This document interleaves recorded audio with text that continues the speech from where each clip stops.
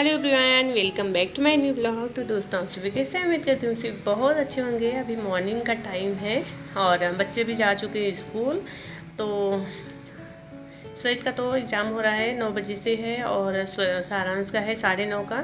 तो बस दोनों बच्चे जा चुके हैं स्कूल और आने के बाद में अंदर के रूम को मैं सही की हूँ। सुबह का थोड़ा बहुत काम किचन का हो गया है और ये कुकर में मैं अभी बना रही हूँ पॉपकॉर्न क्योंकि वैसे मैं ला के रखी हूँ पैकेट का ही, क्योंकि ये लोग बीच बीच में मांगते रहते हैं। तो फिर मैं इसी तरीके से बना के रख लेती हूँ डब्बे में।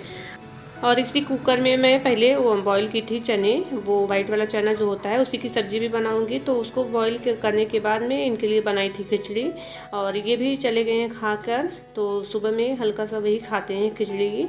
और बस यहाँ पर थोड़े बहुत काम तो जो सुबह में बच्चों के लिए पराठे टिफ़िन के लिए बना दी थी और अभी लंच के लिए मैं बनाऊँगी वही जो चने बॉईल की हूँ उसकी सब्ज़ी और चावल और रोटी बना लूँगी थोड़ा सा।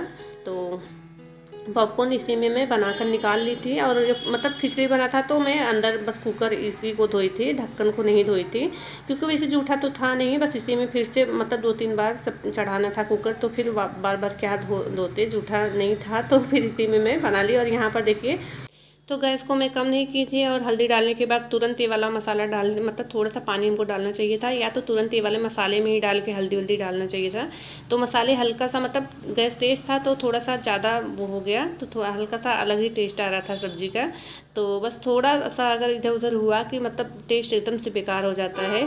तो बनाने के बाद में तो मतलब हल्का सा मतलब टेस्ट नहीं सही था इसका सब्ज़ी का। तो यहाँ पर देखिए मैं डाल दी हूँ सारी चीज़ इसमें और सीटी लगा दी हूँ होने के लिए। और उसे चना तो बॉयल ही था, बस 1-2 सीटी लग जाएगा, 2-3 सीटी तो अच्छे से मसाले सारे मिक्स हो जाएंगे। और यहाँ देखिए पॉपकॉर्न मैं डब्बे में डाल दी, थोड़ा सा अपने लिए निकाल ली हूँ थाली में ही खाने के लिए। तो यहाँ पर ये हो चुका है, चावल तो हो ही चुका था और रोटी में सेक ली हूँ। और ये देखिए ये इसमें पानी चेंज करना था तो बस उसको की हूँ। और जब बच्चे चले जाते हैं तो भी देख देख के मतलब काम जितना भी रहता है सारा करना मतलब आराम से अस्थाई से होता है सारा काम।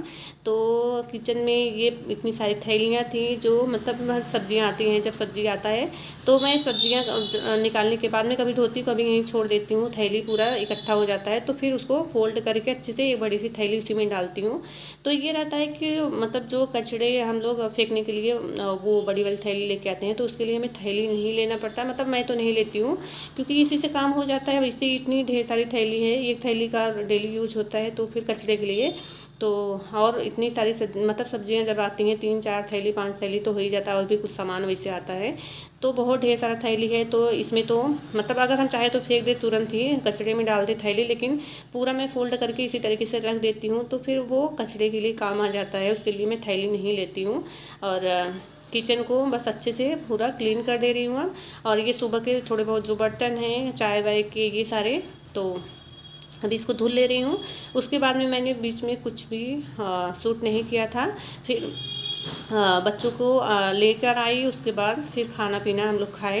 तो अभी जो भी बर्तन है इसको मैं धुल ले रही हूँ और ये सिंक को मैं अच्छे से पूरा क्लीन कर देती हूँ। तो फिर ये रहता है ना अच्छे से, मतलब देखने में भी अच्छा लगता है और पूरा क्लीन रहता है तो एक मतलब अलग ही एनर्जी मिलती है किचन में आने के बाद, क्योंकि अक्सर हमारा काम किचन से ही हर चीज़ होता है।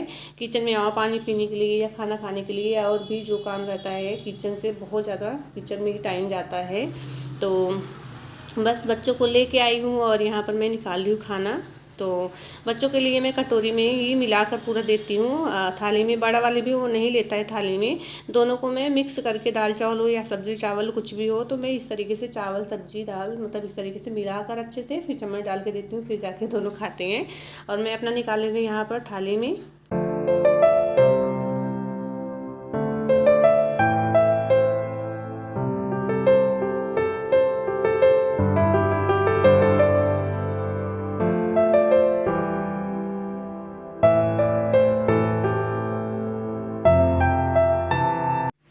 तो यहाँ पर खाना हम लोग का निकल गए हैं और हमें आज बनाना है गरम मसाला, मतलब पीस कर रखना है खड़े मसाले। तो मैं यहाँ पर कढ़ाई में पहले से ही अच्छा सा मतलब अच्छे से उसको हल्का सा भून कर मतलब थोड़ा सा गर्म करके रख ली हूँ। तो ठंडा हो गया है, अभी उसको पीसना है।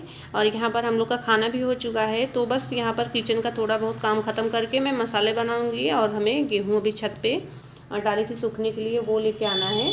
तो बस यहाँ पर खाना पीना हो चुका है, बच्चों को पानी दे दिया है पीने के लिए, और ये बर्तन जो अभी हैं तो ये सारे अभी धुला जाएंगे, तो फिर धुला जाएंगे। अगर बाकी के लिए बाद में सोचो कि छोड़ दें तो फिर रह जाते हैं, फिर शाम को ही मन करता है धोने का। खाने के बाद तुरंत आलस जैसा लगता है, ये होता है कि अभी मतलब नहीं, अगर तुरंत हाथ लगाओ धो दो तो फिर हो जाता है ये। और बस फटाफट से सारा इन लोग का टिफ़िन भी मैं निकाल के लेके आई हूँ, बॉटल। तो ये सारे बर्तन इसी टाइम में धो लेती हूँ। ये लोग का टिफ़िन भी तुरंत बैग में से लेके आती हूँ, और बॉटल भी अच्छे से लिक्विड डालकर ये सारा धो लेती हूँ। तो बॉटल भी रहता है हल्का हल्का सा, जैसे महक अगर बंद बंद में आ जाता है महक, तो लिक्विड डाल के अच्छे से मैं धोकर इसको थोड़ा टाइम खुला छोड़ती हूँ, फिर जाके रखती हूँ, तो महक नहीं आता, और अच्छे से पानी भी मतलब पीने का मन करता है। तो बस यहाँ पर देखिए सारा बर्तन भी मेरा धुला चुका है, और अब हमें अच्छे से सिंक को साफ़ कर लेना है।